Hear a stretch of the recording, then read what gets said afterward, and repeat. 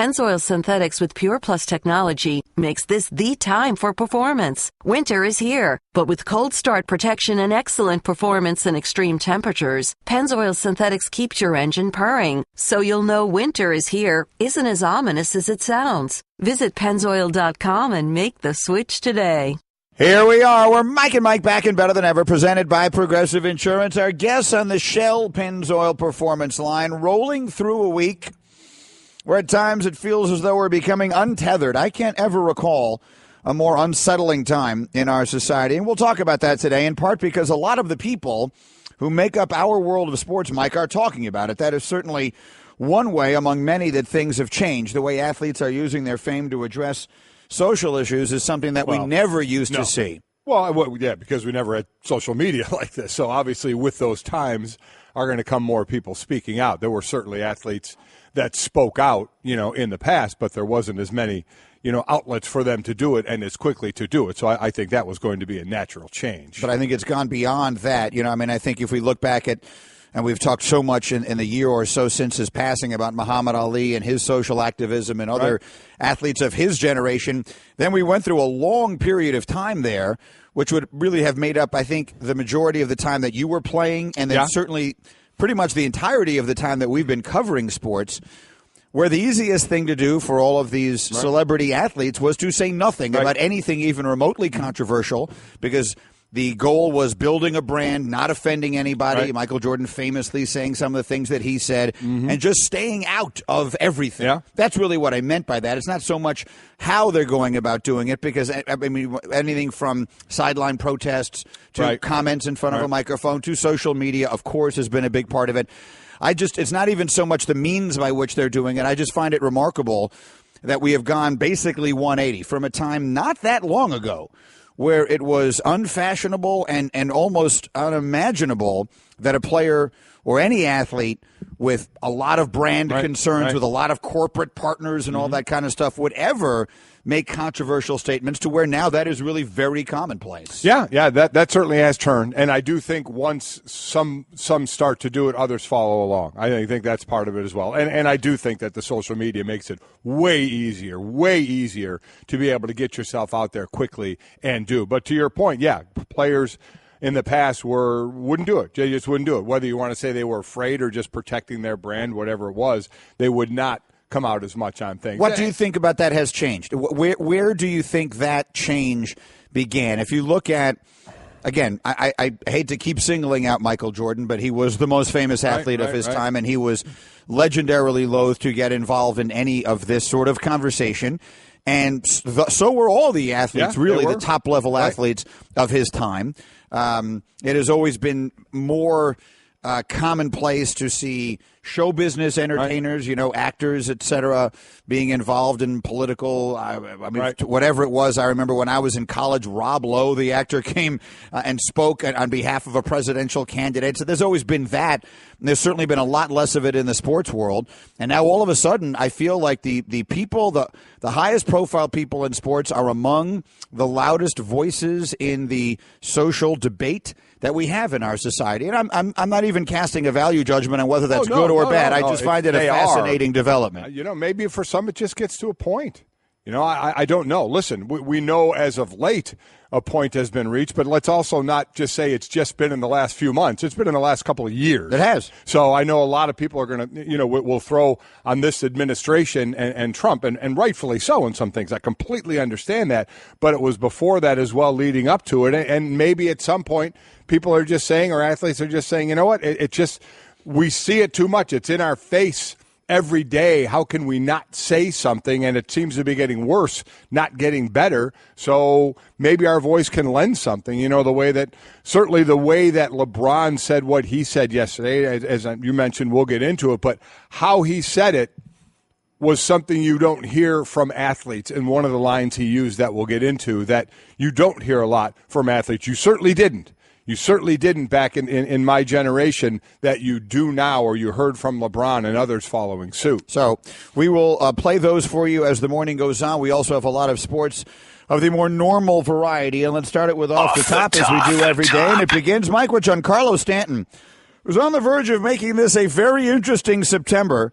He homered in his 6th consecutive game.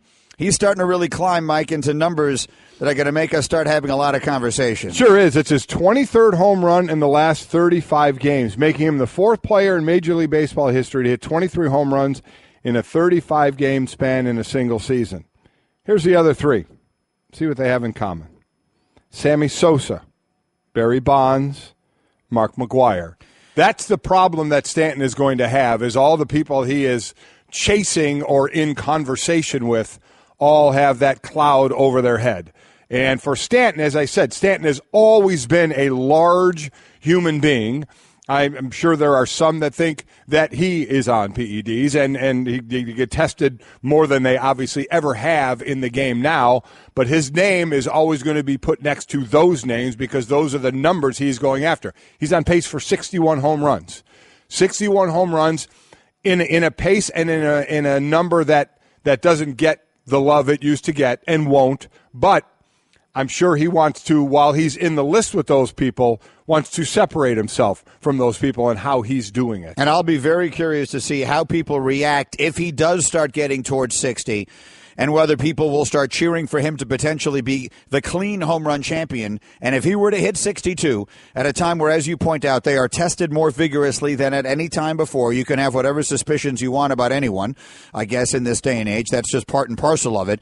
But if he starts getting to 62, I believe there will be people who will start trying to create a debate to make him the clean home run champion. Yeah, and they'll fail. That won't happen. It's not going to happen. It won't be in the record books. No, the number is going to be the number, right. But will it be in some people's minds? It already would be. Yes, it absolutely would be in some people's minds, but how much that matters, I really don't know. Off the top. Another guy hitting a lot of home runs is Aaron Judge, but that's not the only thing he's doing a lot of, and he's on the verge of setting a record like that.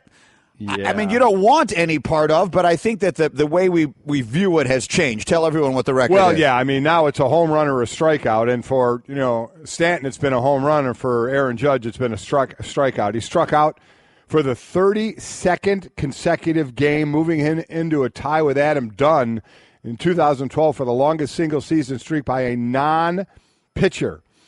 So that's where he is right now, 32 straight games, tied with Dunn. Only ahead of him are 2 pitchers. Vida Blue in 1971 struck out in 34 consecutive games, and Bill Stoneman in 1971, 35. Amazing it's the same year that it was 34 and 35. Judge not far from that is taking over even pitchers as well. Since the All-Star, since the Home Run Derby, let's put it that way since everybody talks about that, Judge is at 6 home runs, Stanton 18. Judge has struck out 49 times, Stanton 31. Judge is batting 175. Stanton is batting 309. 175. 175. Yeah, I mean, that's a glaring number.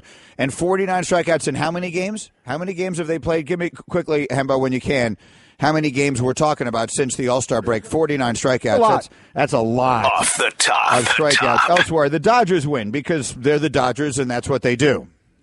Dodgers reaching 50 games over 500. They're 84 and 34. First team to reach that mark at any point of a season since the 04 Cardinals. First time the Dodgers have reached that mark since 1953, and the earliest they've ever done it in a season. So they're on a great pace right now. Fewest home games. They've also, in the number 50, they have 50 home wins.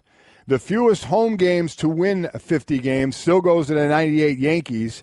They took was 62 games. The 75 Reds, the 63 games. Those two teams have in common. And then it's the Dodgers and the Red Sox and the Phillies of the 78 and 77 to do it in 64 games. So they are on fire. Yu Darvish takes the mound again. He's had 2 starts with them, and he's gone 10 more plus strikeouts in both starts. Oh, by the way, in his 22 starts with the Rangers, he had 4 games of 10-plus strikeouts. He's trying to go 3 for 3 here with the Dodgers. I really wonder how much the consideration of being traded was weighing on him and his performance, because he's been lights out since he got dealt. And then finally, the NFLPA did officially appeal Zeke Elliott's 6-game suspension, saying it will represent Zeke, quote, to ensure the NFL is held to its obligation of adhering to principles of industrial due process under the collective bargaining agreement. They schedule the hearing for the end of August. Mike, what is your, I know everyone hates guessing. Yeah. Best guess, when this thing gets resolved, will there be any change in his 6-game suspension? I don't think so, no. I think in part because it goes back to the people who punished him. It goes back to Roger Goodell or his designee in that, whoever he chooses. I think it's a guy named Harold Henderson has been a guy that's done that in the past. And unless there is new evidence, we have heard they have been very, forthcoming, has Zeke's side and what they're going to. It's not going to be contrite and apologize. It's going to be, you're wrong about this, and here's why. So unless there's new evidence, and that's what I don't know, and that's the X factor in all this. If there's new things that they're going to show the NFL that the NFL didn't have, then there's a possibility. But for as long as that investigation was, and it seems as exhaustive as that investigation was, it will be interesting. I don't know if they're going to put new information in front of the league. So if they don't, I don't know why the league would knock it down in games. Off the top. And that is Off the Top with Mike and Mike, presented by Progressive Insurance. You can test drive Snapshot to see how much you could save before switching to Progressive. Visit progressive.com/snapshot. By the way, I got the number for you here. At 30 games since the All-Star break for Aaron Judge, and he has struck out 49 times. So even I can tell that's more than 1.5 strikeouts a lot per game. Yeah. By the way, in the 1936 season, Joe DiMaggio struck out 39 times for the entire year. And that was the most he ever struck out in a season. So Aaron Judge has struck out 49 times in his last 30 games. Basically in a month, Aaron Judge has struck out 49 times, 10 more strikeouts than Joe DiMaggio ever had in a season in his career. Yeah, that's not a direction he wants to go. And on the other side of that, with the home runs, one of the first tweets I got at ESPN Golic from Jana, the MLB home run record is still 61. So I mean, I think there are a lot of people who view it that way. They're absolutely. That's my point. The first one I got said that. No one is going to give anybody any other credit outside of the 61 in Maris and the 61. That's where it's going to be. So will you feel if Stanton hit 62 that he broke the record? Do you feel Stanton is in the group that should, or are you saying he's still in this era and we're still suspicions of everybody who's hitting long home runs, so we're giving nobody the benefit of the doubt? And if that's the case, that means 61 will be the record forever and ever and ever. No, I don't view it that way. I don't know. I wonder what Jana thinks. Well, let me tweet us back. Let me represent my client, Jana. Yeah. Okay. So here's the way I view it. The era in which Sammy Sosa, Mark McGwire, and Barry Bonds were hitting all their home runs was essentially the wild, wild west of Major League Baseball's history. I agree. We are no longer in that time. Nope. Now, can we say with certainty that there are no performance-enhancing drugs in the sport? Obviously not. No. And can we say with certainty that Stanton is not using any? No, we can't say that with certainty. But we can say with certainty that he is and has undergone a level of drug testing that wasn't even in consideration at the time that McGwire, Sosa, and Bonds were hitting their home runs. So I do believe there is a level of legitimacy to what he is doing that I do not attach to what happened in the 90s. Now, that said, will I say this is the new home run record? I can't say that. No. I can't. No. Because if at the same time I'm going to say these games counted in the 90s, that I want Sosa, well, maybe not Sosa, but I want Bonds in the Hall of Fame, certainly Bonds, that if I'm going to say that, then I cannot just say, and his record shouldn't count. Right, it's exactly right. There'll be some mental asterisk next to it for the end of time, until the end of time. But until someone in this era of drug testing hits 74 home runs in a season, which will probably never happen, right, then that was going to remain the record. Yeah, it is going to remain the record, but the public record, according to Jana, is 61. So I would ask that person if Stanton hit 62. In your mind, is he the new home run king? Or are you discounting anybody during this time? I mean, and everybody gets their own opinion about it. I mean, that's what life's about. What's yours? Well, mine is exactly as yours. 73 is the record. It is the record. I get why people say 61 is until someone clean does it, but you're assuming a lot of things from back in the day to now as well. So that's the record books say it's 73. And I have said it all along. Before you even said it, those guys should be in the Hall of Fame. I would put them in the Hall of Fame. You want to put, as Bob Costa says, a letter, a note, something. You want to distinguish it somehow, some way. I don't care. I'm not talking about like an asterisk. I'm talking about something that explains the era, that we all know what took place in the era. That's fine. but those are the numbers. But would we put that notation? See, here's the thing. Would we put that notation specifically on the plaque of those who tested positive? Absolutely not. Then we'd put it on the plaque of everyone who played in that era. No, I don't put it on anybody's plaque. Oh, then where are you putting this notation? It's a museum. Oh, just somewhere in the building. In the museum, they go through eras, right? Yes. So when you're through an era, you can have any kind of notes you want. This was also an era where everybody was juicing. I mean, however you want. You don't have to attach it to. This was the Paleolithic era of Major League Baseball, where players were using the cream and the clear. Yeah, there you go. And that's the way things were going at that point. Look, that is the lasting shame of the steroid era of Major League Baseball, is that it took one of the great things in sports, which were home run records and home run chases, and made them feel meaningless. It was one of the great things dirty we had in all of sports. All of sports was home run hitters. I mean, I would put that record, the record that Babe Ruth held forever, that Hank Aaron then broke, the Aaron breaking of it and then Aaron holding it. Those were the best things in sports. Certainly the biggest records in sports, the biggest numbers in sports. Everybody knew the number 714. Everybody knew the number 755. Walk up to a baseball fan or any person in the street and say, how many home runs did Barry Bonds hit in his career, and see how many of them get it right. Now, the one record that I think could fall, and probably will eventually fall, is Bonds' career home run record. Someone will come along and hit 763 and 800 and whatever it is. I remember you and I went on the David Letterman show one time and said Alex Rodriguez will eventually break that record and become the clean home run champion. And everybody will be championing A-Rod to break that record. We got like a standing ovation. Where did that fall apart? At the Ed Sullivan Theater. Wow. And, yeah, I'm glad that we've brought that back over the years. We've come back and played that tape again. Because, look, it was what it was. It was what it was. And hopefully we'll never be saying the same things about the home run hitters of today, about the young guys like Aaron Judge and Giancarlo Stanton and people like that. Hopefully they will bring some credibility and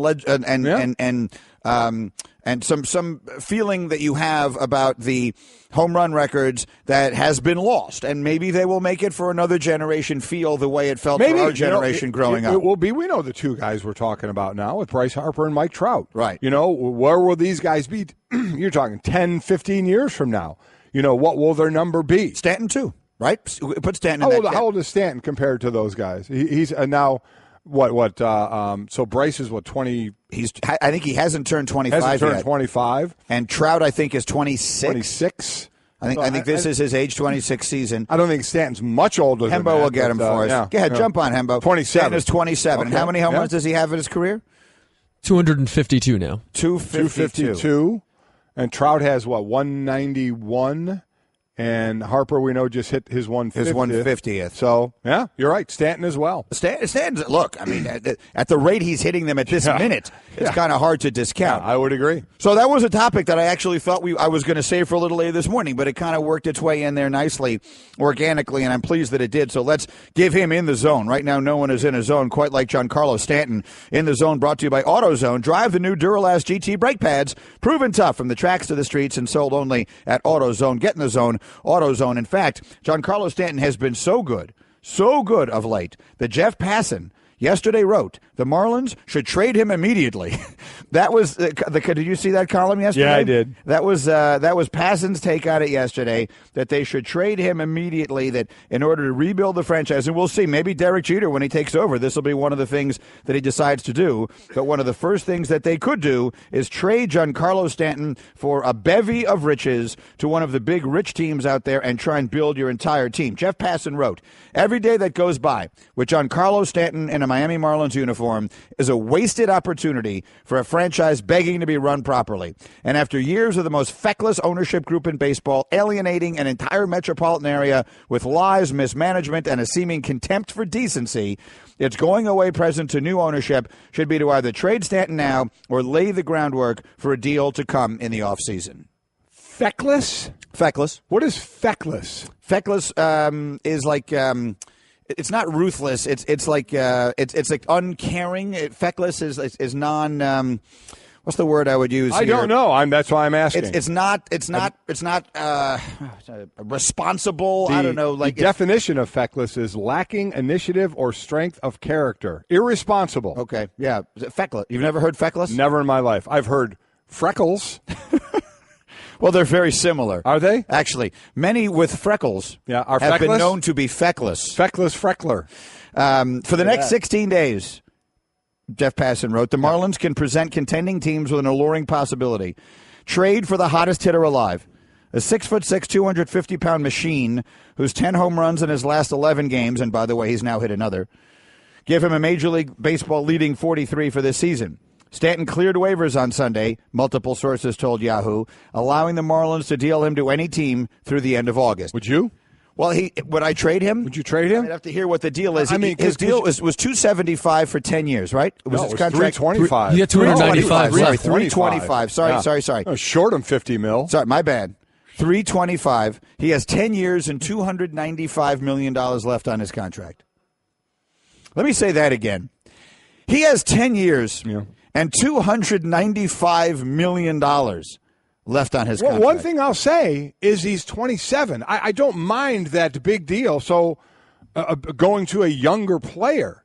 So, listen, I will step aside to the baseball minds here. If you think this is a smart move, is there also something to having a guy that people want to come to the park to see? Because that park brings in tens of people. Okay? So, and I know that guy's hitting home runs now and not many more are coming in, or maybe more will. I don't know. But is that something that would be on Derek Jeter's mind, who is going to run the team, is we need that guy. We need a guy, a great guy. I mean, a guy that is well-respected. People like, looks fantastic. There's nothing not to love about exactly Giancarlo right. Stanton. I mean, and then you're changing ownership. What baseball fan, even a Marlin fan, isn't going to be excited that Derek Jeter will be running that team? Isn't Stanton a guy that you want as, here is our poster guy, here is our guy, putting his picture up everywhere and come see him? Or does he bring you such a bevy that it will really change your fortunes? Those are the decisions that basically the fortunes of baseball franchises rest upon. We'll see what Derek Jeter decides to do. Home isn't just a place, it's a feeling. Whether you're at home, your business, or online, ADT helps keep you safe. With security systems, home automation, alarms, and surveillance. So you can feel at home, wherever you are. Go to ADT.com to get that feeling. ADT. Home. Safe home. Back to school time already? It sure is. Sport Clips Haircuts wants you to leap to the head of the class with our giveaway of back to school gear plus a year of free haircuts. Visit Sport Clips for the right cut and ask for the MVP experience. Then we'll take care of the rest. After all, winning hair isn't everything. It's the only thing. Review the rules and enter to win at sportclips.com/back to school. Sport Clips. It's good to be a guy. No purchase necessary. Ends August 25th, 2017. Must be 18 or older. Subject to official rules at sportclips.com. Void where prohibited. All right, we got a ton of Twitter working here through the 1-800-Flowers.com Twitter feed, including a poll question that I put up on my page, and it is pretty simple. If Giancarlo Stanton hits 62 home runs this season, would you consider it the record? Yes or no? Pretty simple. At ESPN Greeny, cast a vote. That. Hold on. Golic will retweet that. Retweet that. At ESPN Golic, and we'll see. He is currently on pace for 61. So if he were to hit a 62nd, would that be the record? Bear in mind, for those who are younger and may not know much about the history of the sport before everything went completely crazy in the 90s, from the time the game was invented until the mid-1990s, a combined total of 2 players ever hit 60 home runs in a season.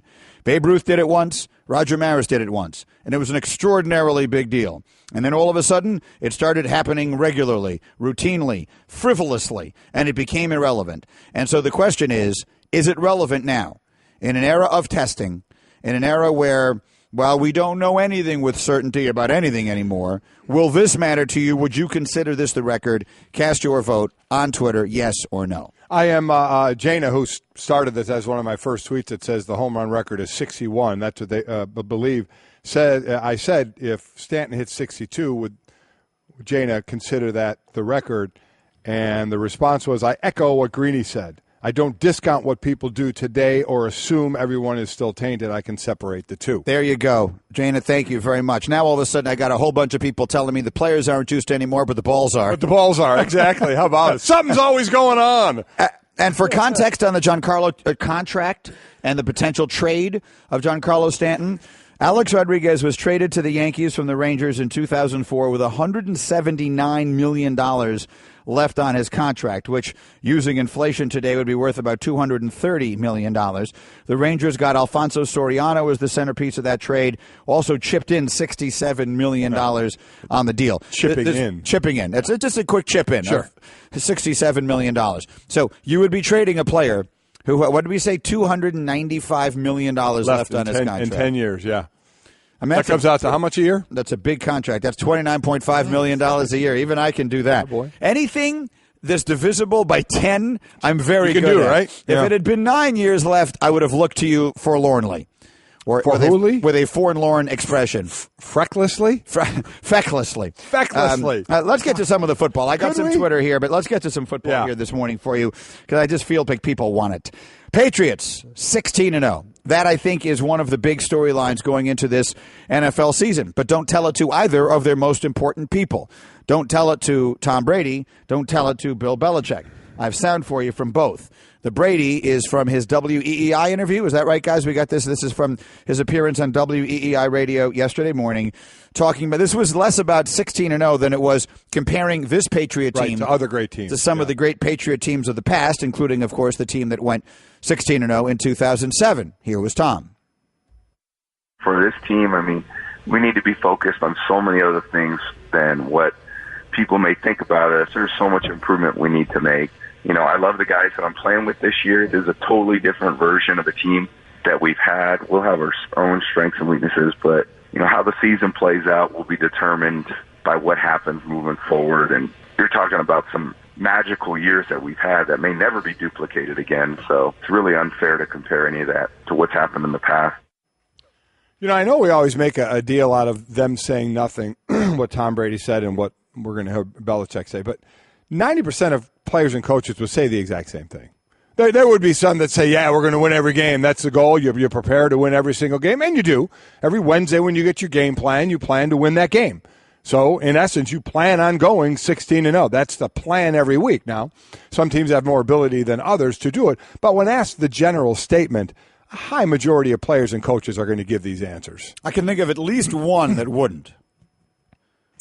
He's not a coach anymore. Right. Though. He works for us. He works now. for us, yeah. Rex Ryan, who every year was going to go 16-0. Absolutely. Or at least was going to win the Super Bowl. And certainly, I mean, you could say, do you feel this team compares favorably to any team you've ever been on? I could imagine a lot of people saying, oh, yeah, I feel like this is the best team we've ever had. Mm-hmm. And then the headline becomes, Brady says this is the best Patriot team ever, right. And he doesn't want that headline. Nope. So that's why he avoids it. Bill Belichick doesn't even want people to know he's coaching. No. He doesn't even want you to think he understands the question being asked. So he was asked, I love this, he was asked the question about the high, lofty expectations for the Patriots this season, and he responded in typical Bill gold. I'm just curious what you've seen over the years in terms of how expectations can either positively or negatively, affect a team. Right now, the only expectation I have is to go out and have a good practice today, so I'm not really sure exactly what we're talking about here. I don't think that's unrealistic. I just thought that. I'm not really sure what we're talking about here. I don't think that's unrealistic. Yeah. Listen to what Bill Belichick just said. The question is, which is a perfectly legitimate question, is sometimes expectations can be a positive or a negative. Is it a realistic expectation for this team to achieve all sorts of great things? And he says, my only expectation is to have a good practice today. Yep. I don't think that's unrealistic. Mm-hmm. That is such a good answer. I don't even know where to begin. It's Bill. I mean, you can't say he's never going to give you that. The wow moment was pulling the My Cousin Vinny reference. I mean, that was so far away from Bill behind the podium. That's more Bill, and his personality on his own, which we got to see a little bit. Just a glimpse. Definitely different. He has, as all coaches do. I'm not singling out Bill Belichick. They all have an agenda, basically, when they're going up to the podium on what they want to get across and how they're going to do it. And this has been Bill's MO forever. It's just fun to listen to. We should tell that story in case there are those who don't know what you're talking about. This is how many years ago now? Charlie Weiss was still coaching Notre Dame, so it's that long ago. Charlie Weiss had then and still has a magnificent charity called Hannah and Friends, and he had a huge fundraiser at the Waldorf on the east side of Manhattan. and he asked Mike and me to MC it, which we were proud to do.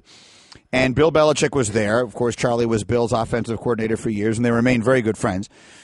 And so we MC the evening, and we're having a very good time. Yeah. The evening begins, our wives came with us. Right. It begins, Stace and I got down to the Waldorf a couple hours early because I wanted to go to the gym and work out. Yes, you did.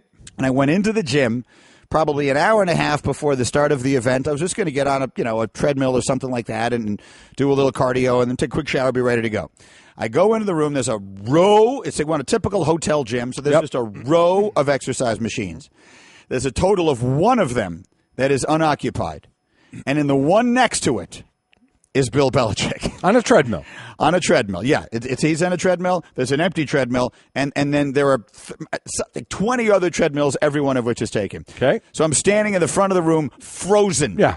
I mean, absolutely frozen. So, of course, the normal situation, you go up there, you get on it, you acknowledge, you nod, and then you get about your workout, which I'm sure you did. I went upstairs and took a shower. That was it. Yeah, I was done. You left. I couldn't handle it.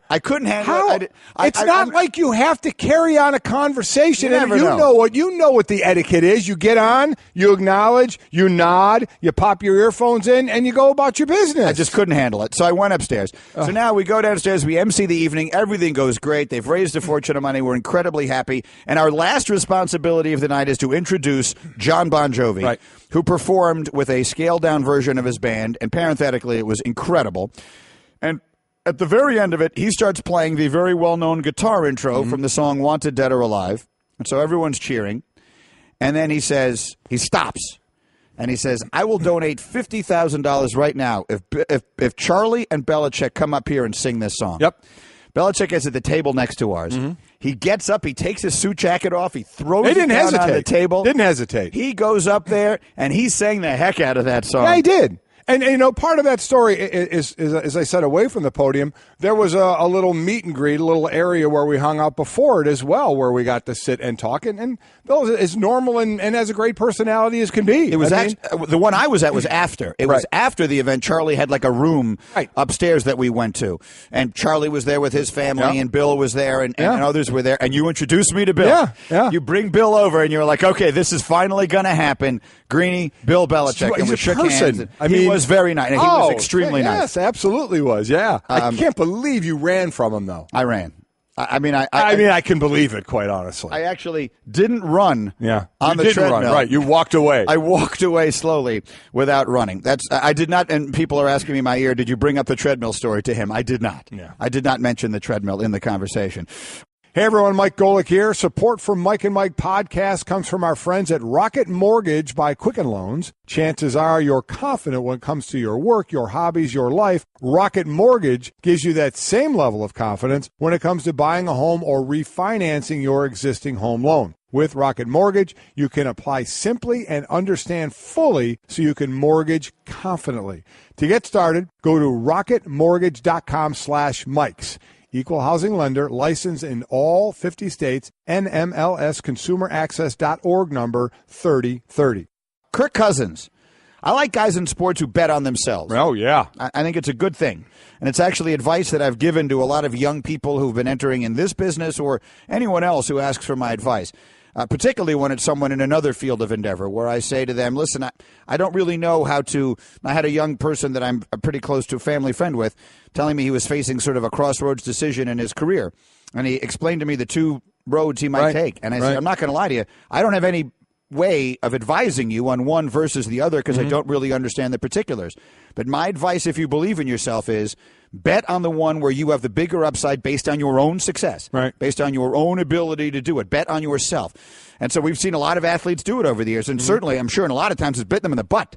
People have turned down guaranteed money, the bird in the hand, if you will, and they wound up losing their shirt over it. And then there's Joe Flacco, who has one of the great postseasons of all time and makes a fortune doing it. Yeah. Kirk Cousins is that guy right now. Kirk Cousins, we don't know exactly what they were offering him in Washington, but he could already have signed a huge contract. Huge. But he's holding out, counting on having one more season and thus becoming the richest quarterback in NFL history. If he has a good year, he doesn't have to have the best year in the world. He just has to have another good, solid year. And he'll be the richest quarterback in history. I mean, understand what Greeny is saying. I mean, the last 2 years, he's going to have been guaranteed and made $44 million.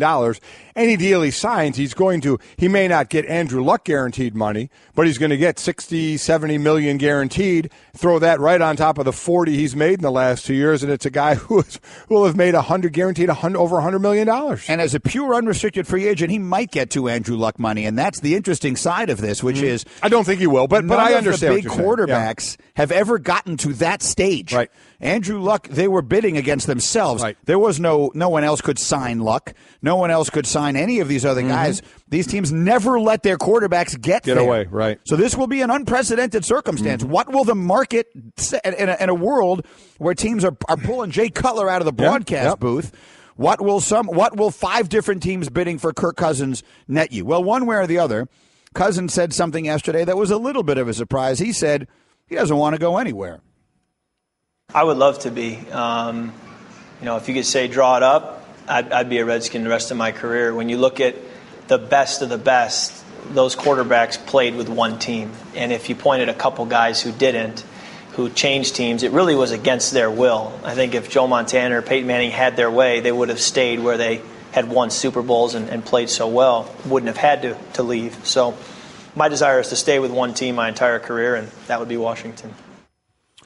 I get it, and he's right about. I think he's absolutely right about Peyton Manning and can't believe I forgot the other Montana guy. And Montana, Brett Favre. Yeah, I'm throwing in Favre in that conversation. I get what he's saying, and I think it's a good thing to say when you're going to be playing for that team this year as well. So I don't have a problem with saying, and his general thought process, I think, is a good one. I like a guy betting on himself. Mike and Mike, Straight Talk Wireless, nationwide coverage on America's largest and most dependable 4G LTE networks. We are Mike and Mike. We're presented by Progressive Insurance. Shell Pennzoil Performance Line today. Marcus Mariota will join us in the next hour. Quarterback of the Titans. They may be headed for a very good year. Will Kane today. The Hasselbeck brothers both in our studio today. Sean McVay, young coach of the Los Angeles Rams, will join us as well. Okay, would you like to have dinner with Mike Golic? You probably can, but you better have some pull, and you'd better do it quickly. A pop-up restaurant devoted to Cheetos opened last night in Tribeca, which is downtown Manhattan, for those of you who don't know. It is called the Spotted Cheetah. It opened with a waiting list of more than 1,000 people. It is a 3-day pop-up eatery led by celebrity chef Ann Burrell, serving a bevy of dishes featuring the orange puffed snack that is loved by some and loathed by everyone else. There were 300 reserved spots.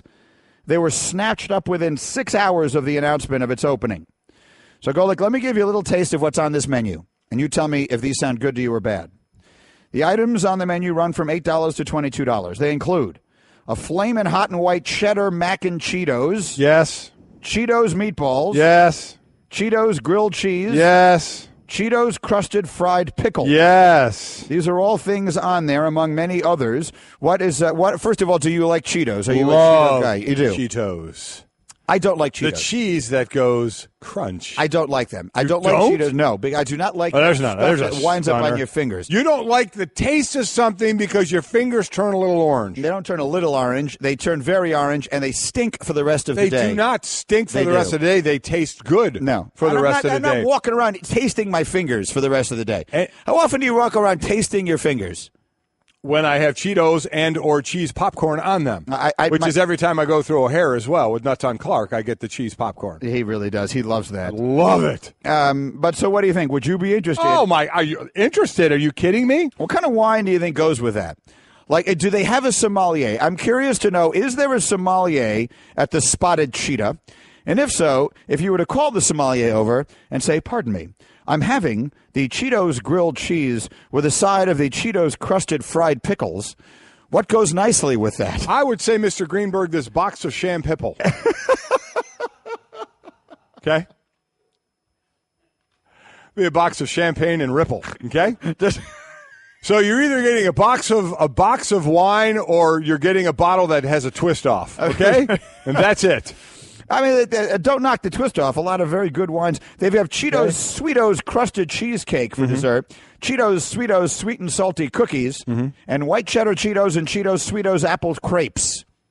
Everything is good with a little Cheetos on it. If not Cheetos dust. If you can get a table, it's a 3-night pop-up. You got tonight and tomorrow. Golic will join you. I'll bring the beer. If you got any pull, let him know. Bring the Champipple. We'll be right back. The City Double Cash Card presents Tips for Cheering on Your Kids. Number 9, be supportive. Hey, son, stay focused on everything I'm shouting. You heard your father. Encouraging words filled with pressure. Go get him. We love you, buddy. There it is. Wouldn't it be great if everyone said what they meant? The City Double Cash Card does. It lets you earn double cash back with 1% when you buy and 1% as you pay. The City Double Cash Card. Double means double. Here we are, back and not better than ever. Mike and Mike presented by Progressive Insurance. Our guests on the Shell Pennzoil Performance Line as I frantically try and send a note so our staff has some idea what we're planning on doing. We have moved to the chairs. You don't handle change well, do you, on the fly? We've had another day where our panel behind us has gone out, so we've had to move over here on the fly, so everything gets moved at once. And it also means it's going to become unbearably cold in here. What happens is that thing overheats. Yeah, it does. And as a consequence, they turn the temperature down in here. We have this studio where I believe there are 2 temperature settings. One of them is unbearably hot, and the other is unbearably cold. And so I believe we were on unbearably hot, and that's why the panel went out. Yeah. Now it'll go to unbearably cold, and we'll be back at the regular chairs in a few minutes. I think, through our just about 18 years together, we got a couple months left of this thing. I think we both rubbed off on each other a little bit. Yeah. One thing that I'm sorry I haven't been able to impress upon you better through that time is the ability to just roll with something.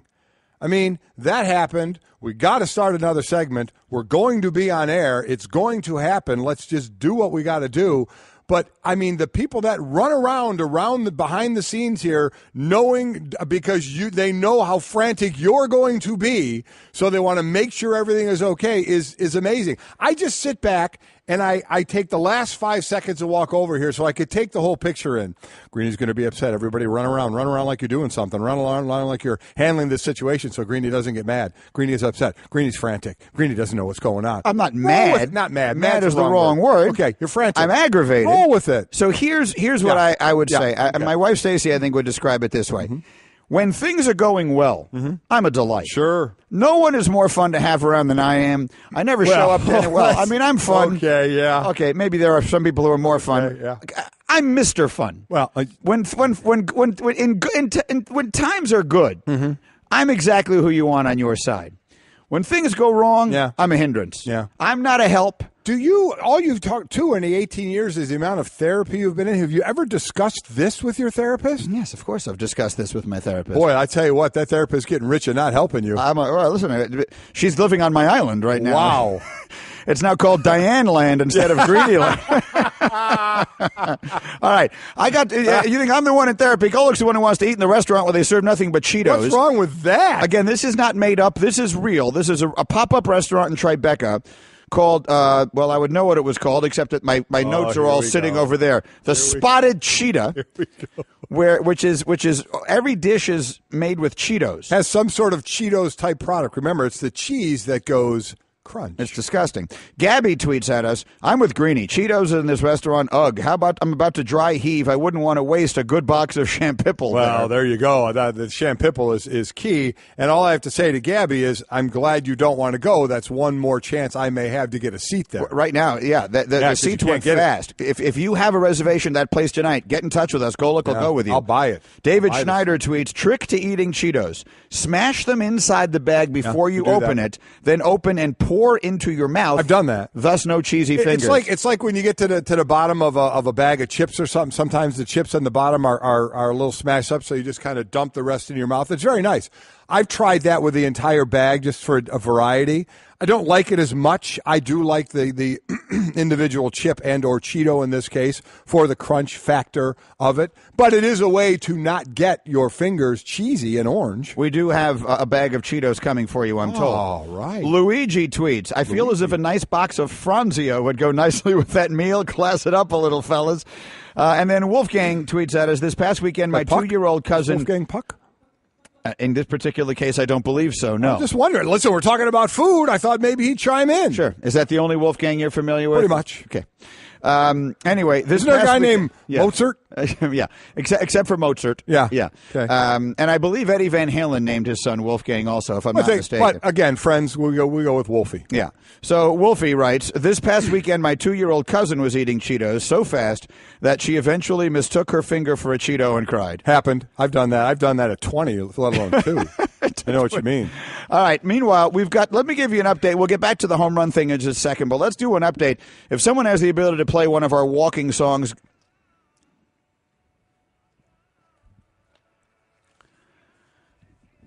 Chris Golic at ND Mom is walking 317 miles from Vincennes, Indiana to South Bend, Indiana. Yeah, the 175th year anniversary of Notre Dame. The founder, Father Soren, that was the last 317 miles he walked before he hit the grounds of South Bend and said this is where Notre Dame is going to be. There are 32 people that are retracing those steps. So she has put an element into it to raise some money for the Center for the Homeless in South Bend. She has a GoFundMe page at ND Mom, and everybody has been so nice in donating to that. It's such a great place that we have, and especially Chris has helped a lot in South Bend. So it's really close to her heart there, and so I appreciate everybody helping there. But it's a very cool thing for a lot of Notre Dame people, and today is day 3. It is a 24-mile bike ride, which they are currently on, and then an 8-mile walk. So it's kind of flipped, more bike riding today than walking. Most of the time, it will be walking. And we just put a nice picture up for those of you watching on TV that Chris had up on her. I'm not sure if that was Instagram or Twitter, but they're both at ND Mom, and she looks great, and she's doing well. I mean, I trust you're talking to her. I talk to her constantly. The main word, physically, she can do this. She is one who is just wanted challenges, and since kind of the kids have gone off on their own a little bit, she's kind of looked for challenges. Because somebody asked her one time, what are you going to do now that the kids are gone? She said, something will find me. She said, I'm looking for the challenges, and they have come up. It was amazing. Not long after that was an email from the NFL on getting involved in youth football. Something, she has never been out front in public as a speaker, and talking to people, and she ends up running these clinics and emceeing these clinics and being out in front of people. So it was out of her comfort zone. We had a list of things for her to kind of do, like adventurous things like whitewater rafting. We went zip lining in Costa Rica we went there with the Perianos. So things like that that have come up. And this was another one of them. This kind of presented itself, and she said, I want that challenge. I want something, to really challenge me and to do. And I said, well, you're a way better person than me, because there's no way on God's green earth I could do that. I couldn't. So that's kind of how she's going about it. And then she wants to turn them into, hopefully, to raise some money for some issues. Ran the New York City Marathon. She had never run a marathon before, and by the way, never will again. But she did it that one time. So that's kind of what she's doing now. And I found real quickly the first fly in the ointment of this. She's gone for 13 days. Right. And so I'm home with the dog. So, again, the dogs are cleaning the plates, and the place is a mess until she's going to come back. But that's a given. That there's nothing wrong with that. The dogs are cleaning the place? I don't know what that means. Cleaning the plates. Cleaning the plates? Plates that I use. They just lick them, and I put them back. We've discussed that when she's gone. Yes, I remember that. But, I mean, I okay. Yeah, I mean, we've been down this road, but a new wrinkle has been added. The first day she was gone, and I'm obviously getting the mail every day, there were like 2 bills. She's gone for 2 weeks. I said, Chris, bills are coming in. You want me to pay them? She's like, no, just let them sit. I'm like, you'd rather not pay the bill than have me find the checkbook. And I said, fine, because I don't know where it is. And write a check and pay a bill? She's like, just leave them. Have you seriously not written a check in 30 years? No, I've written a check. I've written a couple of checks. So she will rip one off and hand it to you? She will give me, if I have to go somewhere with a check, she will give me a check. And she says, if you ruin it, you don't get it. If you ruin it. It really is. It's pretty much, and I know how to fill out a check, but yes, she will rip off and physically give me one check. She will not give me the checkbook.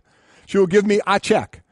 So, yeah, she does the bills, and a lot of them are online. The bigger ones are online and stuff, but there are ones that aren't, and she won't let me pay them. And I don't know where the checkbook is to pay them. I mean, I'm living on a wing and a prayer, hoping the power doesn't get shut off. So the really good thing you can do is just make sure you don't lose the Bills over the course of the next 13 days. The best thing I can do is have everything stacked up for her when she gets home. Keep them in one neat pile. That's exactly what she needs when she comes home from a 317-mile walk. There's a pile of bills waiting for her in the house. Twitter reaction to our question, one of the questions of the day. Giancarlo Stanton is currently on pace to hit 61 home runs.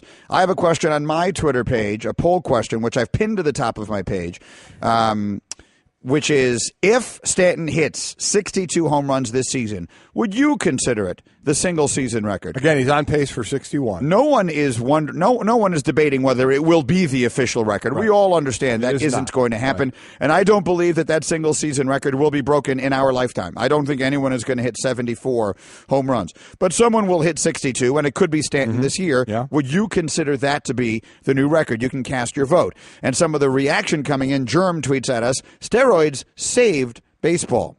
Major League Baseball would be the NHL if not for McGuire and Sosa. It got people interested again. What do you think of that? Well, listen, you can't deny the fact that was an era we were cutting into programming. It was being home runs were being talked about on the news channels, not just ESPN and sports channels, the news channels. That Sosa McGuire race was as popular as a thing could be in sports. So you can't look on that to me and sit there and be unbelievably disgusted, by it and say that was horrible for the game. People loved it. And quite honestly, if it happened, that's the thing about it. What if that happened again? I mean, are we at the point where we wouldn't be? What if Bryce Harper and Mike Trout or Stanton and Judge, if he wasn't striking out all the time, even if he is striking out all the time, but we're hitting home runs. What if Judge had 43 right now? What if they both were in the 50s? I mean, it wouldn't be Sosa and McGuire again? I understand that, but would it increase some? Would you get there? Could we get there? Again, it wouldn't be to the level it was. I understand that. But what level could it get to? Because we have that ability. We have that ability with Trout, with Bryce Harper, with Judge now, and certainly with Stanton to maybe get a race like that. Would that be something people would get back into again and want to see all the time? Would they have to be approaching the record, I guess, is the question. Would people get excited about it in the 50s? Or they have to get into the 60s before people would start getting excited about it. Remember, McGuire and Sosa weren't just hitting home runs simultaneously and in thrilling fashion. They were chasing a record and they were approaching it. And it was a hallowed record. No, you have to be getting to the record. But in a lot of people's eyes, again, our first tweeter, would it be to 61? So the answer then is no, for exactly that reason, because it isn't the record. It isn't the record. And while some people might view it in their own minds, and that's why I phrased the question that way, would you view it as the record? Because I could understand viewing it as the record, but certainly it isn't. It's not. I'm fully cognizant of the fact that it isn't and it won't be and it never will be again. Joseph tweets that at us. The record is the record, and the record is 73. If Stanton hits 62, it will be Stanton hit 62. Right. It won't be the record. Right. That's All true. Right. We're Mike and Mike. We're presented by Progressive Insurance. Our guests on the Shell Pennzoil Performance Line, and you can keep those.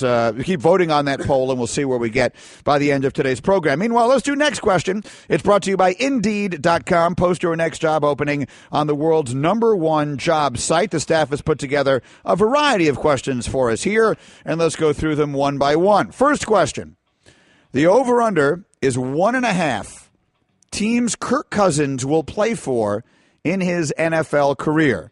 And again, at the end of the previous hour, we played for you the soundbite where he said the great ones are defined in part by having played for only one team. He would love to play for only one team in his entire career and have that be Washington. So the over-under, 1.5 Cousins teams. Golic. Oh, I think he'll be on another team. Even if he signs a deal with Washington, I still think during that deal or at the end of it, he could end up with another team. How old is he, Hembo? If you could get me that. He was drafted the same year as RG3 and Luck, but I think he's a little older than that. Right, I think he is a little older than that, yeah. He's 28, so he certainly has plenty of time left. Yes, I think it will be over 1.5, without question. Turns 29 in 3 days. I do not see him being, for his entire career, the Washington Redskins quarterback. The truly great ones are born in August. I totally agree. I believe Kirk Cousins will be the starting quarterback of the San Francisco 49ers next season, a year from now. March of next year, or whenever free agency rolls around. I believe Cousins will be the quarterback of the 49ers. reunited with Kyle Shanahan, so I definitely go over. Next question. Giancarlo Stanton has 44 home runs with 44 games to go. How many will he finish with? Well, the rate he's going, 88. City won every game. The second time today you made me laugh. 6 games in a row. He's gone with a home run. He's on pace for 61. You know, just like the Dodgers are on pace now for 115 wins. Do you get what you're on pace for? Do you get ahead of the pace? You sometimes, more often than not, you fall behind that pace. I'm going to say 58. Well, you took my number. So really? Yeah, just so I don't say the exact same number, I'll go one less and go 57. I was going to say 58. Wow, how about that? I believe he will fall just short of 60. Where would 58 put him on the all-time list for seasons? Hembo, did Greenberg hit 58? Was that the record? No relation. In the American League? No relation to me. Because that would mean there would be an athlete. I believe that was the left-handed record for Greenberg had the left-handed record for the longest time. How many did he hit? He hit 58, but he was a righty. 58. He was a righty. So who am I thinking of? Ryan Howard hit 58 as a lefty recently. Jimmy Fox, Babe Ruth had a season with 59. Griffey, how many did Griffey hit? Griffey had as many as 56. He did it twice. 56. Okay. So I believe he will hit 57 and come one short. Okay. Next question. Who would be second on your preseason NFL power ranking? Yesterday, the ESPN.com NFL power rankings came out. Everyone would have New England first. Right. ESPN.com has Atlanta second, Seattle third, Pittsburgh 4, Green Bay 5. The question becomes, go ahead. Who would be your second team? It would be hard-pressed for me to not still give it to Atlanta. I mean, they have so much firepower. I love their fast, explosive defense as well, though. You know, they can be a little somewhat inconsistent. I love the firepower on offense. I don't see that going away. My issue, quite honestly, you just named the top 5. Where's Oakland? There's questions on the defense, maybe, Mike? For Oakland, certainly, that's where the questions are going to be. I'm saying, so is that why you are they just not as I mean, I agree with you. I think Oakland is the biggest threat. If everything kind of comes together for them, it was coming together. Remember how many games last year Derek Carr pulled out late? The Raiders are 7th on the current. They're 7th. I get ranking. It, but I love the weapons. Defense needs to come along. Carr to stay healthy. But I'd still go Atlanta, too. I'll agree with you. I have no problem with that. They're going to have to overcome that Super Bowl losing hangover, which is so tough for teams to do. But, yes, as of this moment, I would put them second. Next question, fair or unfair comparisons between the Patriots of this season and the Patriots of 07? It's never unfair to compare teams, the same team. We're not saying of a different team. So I don't have a problem with that. The thing to me is I am amazed the Super Bowl champion and the work they did in the offseason. It is stunning. You never see them that active. And they were unbelievably active bringing players in. So Brandon Cook, Stephon Gilmore, David Harris. That team in 07 had Randy Moss and Wes Welker. This team has Edelman and Cooks. This team has Gronkowski if he's healthy. They got Dwayne Allen, a tight end. Right. I like him a lot. And it's insurance if Gronkowski is not able to get it done with the back.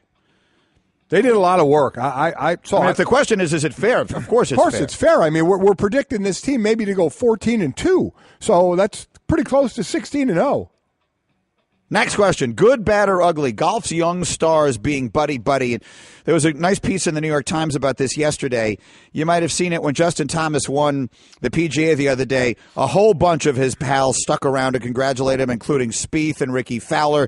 This group of those 3 guys in particular, but a lot of these young American players are very close. They're very good friends. Now, back in the day, when Arnold Palmer died, remember we had Jack Nicklaus on, and Jack told us stories about how the two of them would try, in his words, beat each other's brains in on the golf course. Then they would get on Arnold's airplane and they would fly together to England and play cards, go out to dinner with their wives. So they were good friends. It wasn't as overt. They weren't quite as obvious about it as some of these young guys are now. Why would I care about that? This is golf. Well, some people want there to be a little more dislike, a little more animosity, a little more hatred. Why? Hate in golf? Seriously? Well, golf hate. Oh, my God, stop it. I mean, I can understand a sport where, you physically come in contact with your opponent a little bit. Unless somebody's clubbing somebody over the head with a 7-iron because they don't like them. I'm not too worried about if they like each other or not. Next question. Do you? No, I don't. I wanted to try and make an argument, but I don't have any problem with it at all. Next question, true or false? Baseball players should shake hands after games like Little Leaguers do. There was a good story I saw yesterday about the history of how it's really the only sport where you don't see any of that. And as everybody knows, when a baseball game ends, the losing team all runs off and the winning team all runs on, and they have their own, handshake lineup. And in basically every other sport, there is some level of the teams, greeting each other on the field. So true or false, baseball players should shake hands after games? I'm not. You know what? If for some reason somebody wanted to go out there and do it, they could do it. I'm not forcing anybody to shake hands. Me neither. You either do it or you don't. I think the whole shaking hands after game thing is kind of over. It's kind of overdone. There are some that in football, someone just run off the field. Not everybody goes over. I did. I do it. I did it. After every game? Every game. How about a particularly painful loss? You would not ever be inclined to just turn around and walk off? Always went over and found the guy I played against the most, even if I hated him, out of respect for him playing and what he did. Always. I always did. Not to say I always liked it, but that's something that I always did. So, last question. Mm-hmm. How much would you pay to watch unlimited movies at the theater per month? So I saw, is it Netflix itself that's doing this? $10. That is going to be what is it? Movie Pass. If it was at my usual seat, I'd be able to read it. Oh, here we go. Movie Pass, as Golic is now being offered 2 bags of Cheetos by the Big Bird. Oh, you want one? No, I do not, under any circumstances. But hold on. Let's do a demonstration on the Cheetos coming up. The story is Movie Pass is dropping its monthly subscription fee to $9.95. Right. So basically, $9.95 for a month. You can go to one movie a day, every single day for a month if you want to. How much would you be willing to pay for that service? A month? Yeah. Well, right now I can pay $9.95. I get it, but my point is, eventually, if it were to go up, at some point, if a lot of people start doing this, it'll go up. Well, how many movies a month do you go to? Well, this would be go to a theater, or I could watch on my computer? No, go to a theater. This is going to a theater. Oh. And what is a movie at a theater now? Like $12.95? Ish? Yeah, it's up there. And then when you buy the food, you got to let me, I'm getting. But the food isn't included in this. Oh, I know. That's why I sneak my own in. Okay. Oh, should I not have said that? Yes. The statute of limitations on that is not yet expired. The next time you see Mike Golic at a movie theater, I want him arrested. If you hear a crinkling, it's a bag of Cheetos in my pants. How much would you be willing to pay? I mean, at some point, there's a point of diminishing returns. If you go to 2 movies a month, that'd be worth it to you to pay $20. I'd pay $50. $50. So you go to that many movies a month. I would. I would do would that. Increase your movie frequency. Yes, if you already paid it. Because I would want to make it worth it. Yeah, so I paid it already. I might as well go to the movie. It's exactly one right. good way of looking at it. Yeah. All right, I like that question. I wouldn't pay nearly that much because I just don't go to the movies that often. That's next question. It's brought to you by Indeed.com. Marcus Mariota, young NFL star. Could his team be one that could threaten the Patriots this year? Well, Greeny, we're halfway through another baseball season, and we're really seeing some players who stand out as winners. Kind of like business travelers who win at business by staying at La Quinta Inns and Suites. That's because you can put your La Quinta Returns loyalty points to work on the spot with instant free nights. Just drive up with no reservation and instantly redeem points for a free night that same night simply by using the La Quinta app. It's like hitting a grand slam. With an app instead of a bat. Well played. Prepare to win at business by learning more about instant free nights and check out the summer rates at LQ.com. Hey everyone, Mike Golic here. Support for Mike and Mike podcast comes from our friends at Rocket Mortgage by Quicken Loans. Chances are you're confident when it comes to your work, your hobbies, your life. Rocket Mortgage gives you that same level of confidence when it comes to buying a home or refinancing your existing home loan. With Rocket Mortgage, you can apply simply and understand fully so you can mortgage confidently. To get started, go to rocketmortgage.com/Mikes. Equal housing lender, licensed in all 50 states, NMLSconsumeraccess.org number 3030. It is a delight to welcome our next guest to the program, one of the really terrific young quarterbacks in the National Football League with a team that went out and made some really big moves and a lot of people think could be doing some very interesting things this season. The quarterback of the Tennessee Titans is Marcus Mariota, and he's with us on the Shell Pennzoil Performance Line. Good morning, Marcus. Welcome. How are you today? I'm doing well. How are you guys? Doing well. Marcus, can I first ask, do you like Cheetos? I'm not a big Cheetos guy. Thank you. Really? Yes, because it's not really a food product. It's just something that's horrible, and It's not horrible at all. Well, we say that because there's a eatery in New York that opened up for 3 days, and everything on the menu is based. They make it with Cheetos. interesting. Yeah. Not especially, actually, Marcus. All right, so I got two guys that aren't big Cheeto fans. It's nice of you to sort of put up with that question, but the reality is it isn't as interesting as that. Okay, let's get down to business here. Last year, as we watched you play and we watched your progression, we saw you doing it without a lot of weapons on the outside, not to knock the people who you had there, but your primary weapon every time I saw you appeared to be Delaney Walker. And now you go out and you make some big moves during the offseason with the drafting of Corey Davis, and you go out and you bring in Eric Decker. So as you work your way through camp and into this preseason, how different should we expect the offense to look with those guys on the outside? You know what? I think, with those guys, we added another dimension, and, we're very excited to have them. I think Dak has done a great job of being a veteran presence for that group. I think it's a young group overall, but to have somebody that's, played at the highest level, played with a guy like Peyton Manning, a lot of these young guys can learn from him. And then you add someone like Corey and Taywan, just very dynamic players. I think these guys can really make an impact and help us out.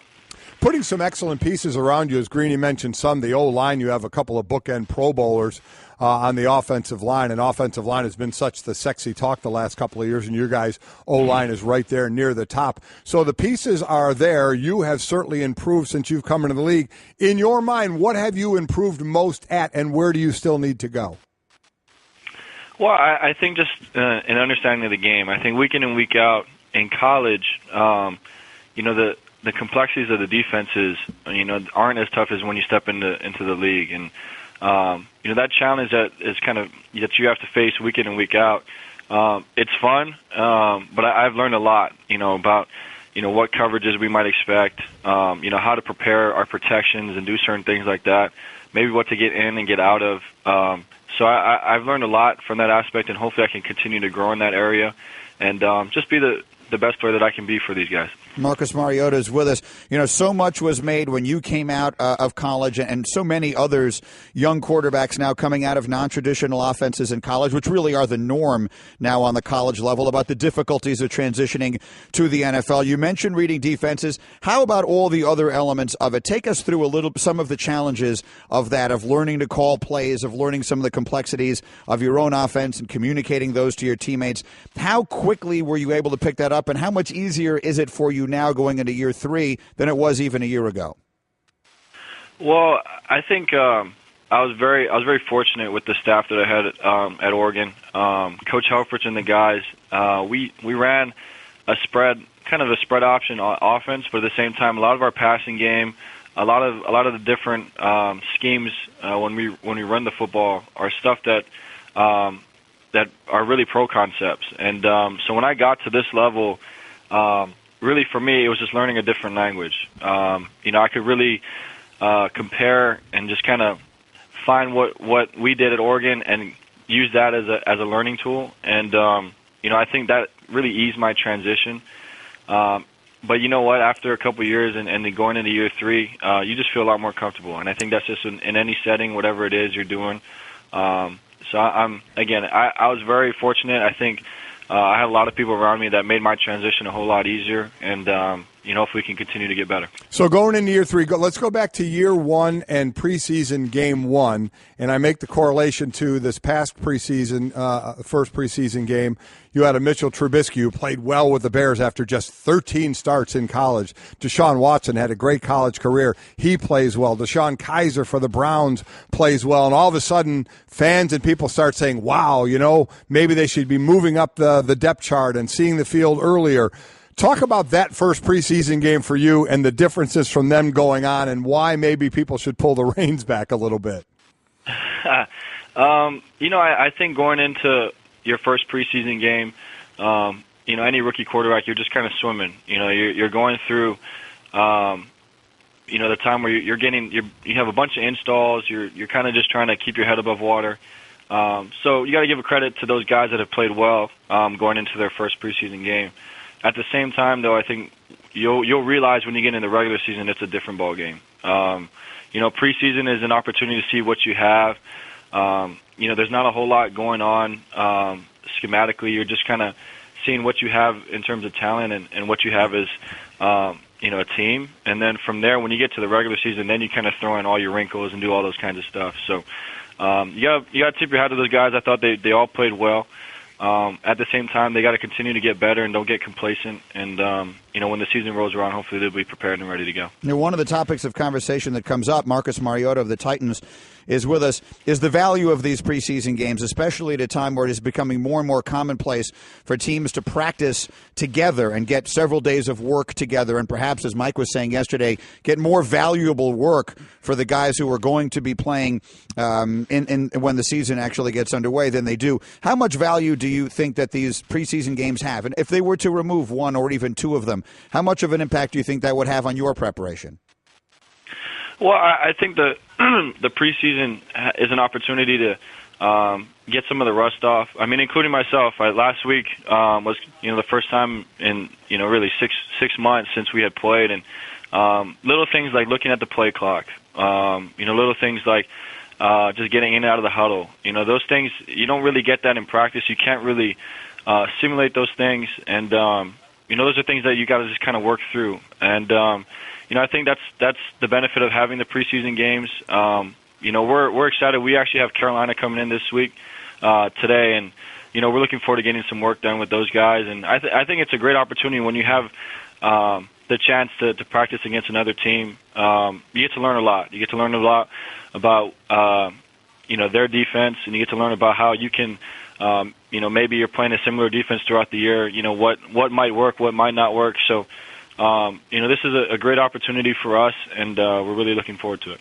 One more from me, Marcus. NFL drafts tend to be defined by the quarterbacks when there are multiple quarterbacks that go early. And, of course, your year, Jameis Winston, and you were at the top of that draft. How competitive are you with him? I don't know much about the relationship, but you, of course, went through the whole draft process together. You will probably be compared to each other throughout your careers. How cognizant are you of that, and how aware are you of what he does as the season goes on?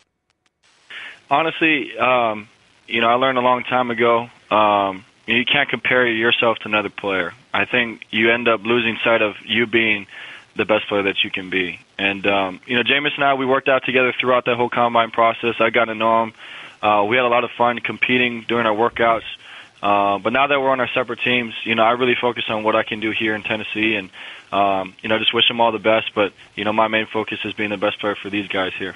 Everybody looks at you, looks up to you as a ball player, and you're so one of the nicest and most respected ball players, taking time to sign autographs for kids. So you're kind of looked to as that athlete. How about we spin it? Talk about being a fan. Seeing you and your old lineman buddies at the Predator games when they were making their run, looked like you guys were having a ball. Talk about that experience. Oh, it was a blast. We're thankful the Preds had us over, and man, we had a lot of fun. It's fun to kind of witness those sporting events live, and to be able to do it with a bunch of great guys. I really enjoyed it, and hopefully as years go by, we'll be able to go out there and continue to watch those guys. Yeah, and maybe they'll be coming to watch Maybe you can invite them to watch you guys. Absolutely. We enjoyed this very much. Congratulations on everything. Best of luck as your season gets underway. We'll talk down the road. Thank you. Thanks, Marcus. Thank you very much. Appreciate you guys. It's Marcus Mariota of the Tennessee Titans on the Shell Pennzoil Performance line, taking synthetic motor oil performance to a whole new level. Make the switch to Pennzoil Synthetics today. Can't root for him. Can't root for him? Nope. Because like he doesn't like Cheetos. I will say Go Texans! That's an impossible guy not to root for. Oh, I know. In every other way. Truth. Reputationally, one of the nicest guys in sports. Some say too nice. Yeah. Some say, is he too nice to be in that sport? Now, as a quarterback, you're not looking to, to tear people's heads off and do all that.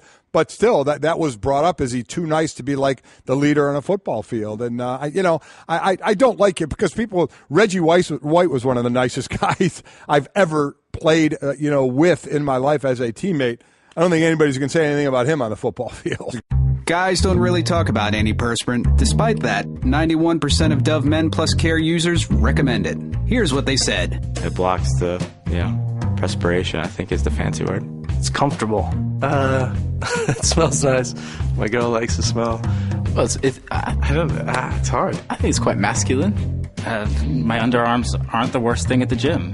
It's kind of like the Hoover Dam from my armpits, I guess. Dove Men Plus Care Antiperspirant. Tough on sweat, not on skin. Again, good Twitter stuff here From Corey, if Marcus Mariota, Deshaun Watson came out of college at the same time, who would you have taken first? Boy, that's a good question. Could be, one of the fun things to do is we could look back, if you want, at some point this morning. Hembo, just put together a list of all the quarterbacks taken in the first round. How many years do we need to go back to make this legit? 5 years, let's just say. And if all of them were coming out in the same year, in what order would they have you draft them? Yeah, there's no doubt I underrated Marcus Mariota. Me too. I had that underrated is the wrong word. Oh, I did. I had a lot of questions. I did too. I did. I would have taken Jameis first, and I think I still would. You look at the upside going forward, but Marcus Mariota has been fantastic, and Deshaun Watson I liked as the first quarterback coming out of this year's draft. I thought he should have been, and time obviously will tell on these guys, so we'll have to just wait and see. Yeah, you're seeing so many now. Mariota, I don't want to say he broke the mold, but generally they didn't want to take these spread quarterbacks that early. Nope. And now, because if you're not going to take a spread quarterback, you almost don't have a quarterback left to take. There's just not that many colleges that aren't running some variety of it. It is becoming more and more commonplace. But you look at the quarterbacks, he ran a decent amount, correct? Sure. Look at the quarterbacks that went. They didn't. Trubisky, he was not a runner. I mean, all these guys can run. Deshaun Watson certainly can run and did run. I get it, but not a runner. He still threw the ball. Deshaun Kaiser was not a runner, and Mahomes certainly wasn't a runner. No, they're just bombers. Right, They just exactly throw right. the ball all over the Kaiser place. and Mahomes are deep ball throwers. I think almost for Mahomes, that's something he's got to back off from. When in doubt, he just chucked it. And you can't do that in the NFL, unless you have a guy that can get those 50-50 balls a lot. You're going to throw some interceptions. But, again, he's with a great coach, I think, in Andy Reid to help him along with that. You can't do it in the NFL because it ain't the Big 12. And so there's actually defenses out there that are playing. He would really break a mold of the Big 12 because you start naming on one hand, if that, quarterbacks that have come out of the Big 12 and have been great in the NFL. I mean, recently? Go ahead. I mean, it just hasn't been happening, and they've come out with promise. One of the last, RG3. Right. Coming out of Baylor, he did win Rookie of the Year. He did. It didn't last. But it's not a one-year league, Bryce Petty seems to have fallen out of favor even in what passes for a quarterback competition. So that was my one thing to be easy on Mahomes is where he played and sometimes how he threw the ball, but he seems to be doing well. It's early, and we'll give it some time. There's a lot more reaction to the Cheetos conversation. Greg tweets, here's a tip for professionals. Eat the Cheetos with chopsticks. If you don't want to get it on your fingers. I like chopsticks as a means of eating. As a silverware option. I think that chopsticks are nice. Chopsticks, you can utilize chopsticks in a lot of different ways. You know what you should be done with chopsticks? Because I like to try and use them occasionally. Yeah. That use them, and when you finish the meal, make the chopsticks then edible. So after you finish your meal, you can then eat the chopsticks. So that your goal is that there should be no evidence you were ever there in the first place. Nothing. You could almost put the dish back in the cupboard. It reminds me of what was the old candy you used to get that you would dip like this white thing in it, like a little white candy stick in it, and then you would eat that, and then you would eat the stick at the end of it. It was you remember what I'm talking about? Oh, I know. We used to have those at swim meets all the time. Fun dip. We used to do it at, that's exactly, yeah. And then there seems to be some discrepancy on my shoes. We're sitting over here in these red chairs. Orange and chairs. So we got one guy, It's the Baby, tweets, hey, Greeny, those kicks are dope. And then we got someone else here tweeting, Greeny is on set ready to bowl a perfect game. Uh-huh. These shoes are phenomenally cool, and people are suggesting they look like bowling shoes. They do look like bowling shoes. I think they are cool. Is the term, these kicks are dope, still acceptable? Well, or is that old? You have to ask at It's the Baby. Because, I just read the tweet. Well, no. He obviously, or she, I'm not sure who that is. It's a he. At least the avatar is a male person. Obviously thinks that is still in style because he said it. You're burying the lead here. The kicks are dope. The shoe game is fire. I put a picture up of it on Instagram because why wouldn't I? I'm Greeny. When next time you get a pair like that, because I know there's no doubt that it's 2 for 1, that get the second one in a size 14. When you say 2 for 1, you mean I got both shoes, the left and the